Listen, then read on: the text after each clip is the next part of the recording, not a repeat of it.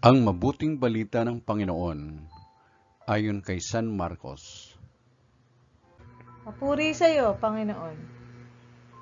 Noong panahong iyon, muling tumawid si Jesus sa bayo ng lawa ng Galilea, nakasakay sa bangka. Nasa baybay pa siya ng lawa ay pinagkalipunpunan na siya ng maraming tao. Dumating ang isang lalaking nagngangalang Jairo, isang tagapamahala ng sinagoga. Pagkakita kay Jesus, siya'y nagpatira pa sa kanyang paanan, at ang samo, agaw buhay po ang anak kong dalagita.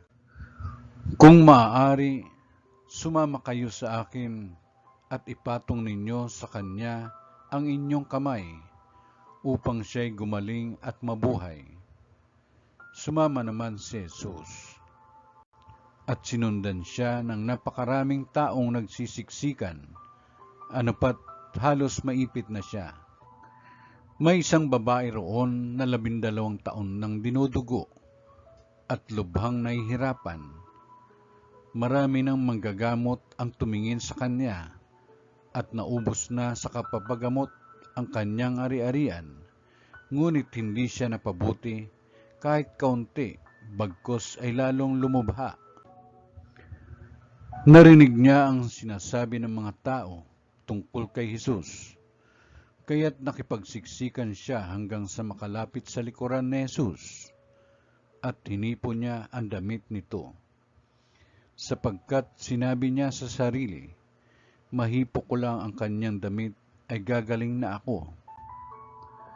Biglang tumigil ang kanyang pagdudugo at naramdaman niyang magaling na siya. Naramdaman naman ni Jesus na may kapangyarihang lumabas sa kanya, kaya't bumaling siya sa mga tao at nagtanong, sino ang humipo sa akin? Sumagot ang kanyang mga alagad, nakikita po ninyong nagsisiksikan ang napakaraming tao. Bakit itinatanong ninyo kung sino ang humipo sa inyo? Subalit patuloy na luminga-linga si Jesus. Hinahanap ang humipo sa kanya. Palibhasa'y alam ng babae ang nangyari.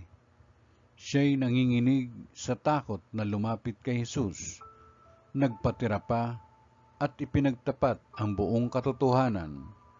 Sinabi sa kanya ni Jesus, anak, pinagaling ka ng iyong pananalig sa akin. Umuwi ka na't ipanatag mo ang iyong kalooban.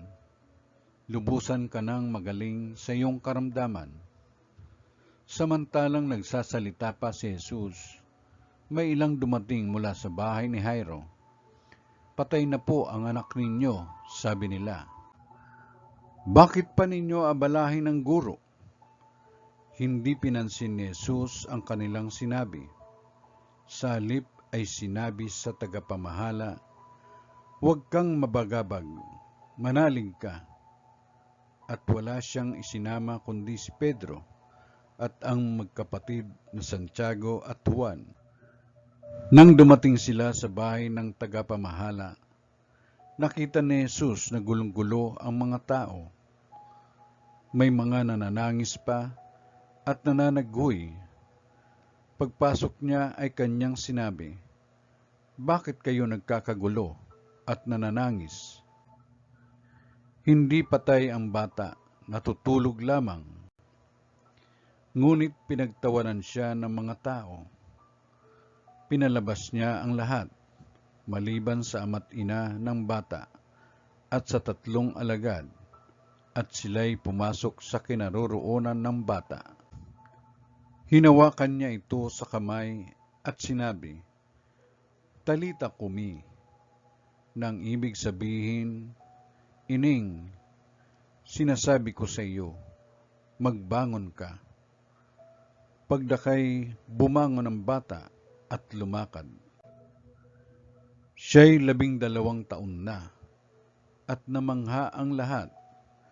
Maigpit na pinagbilin ni Jesus na huwag ipaalam ito kanino man, at iniutos niyang bigyan ng pagkain ang bata.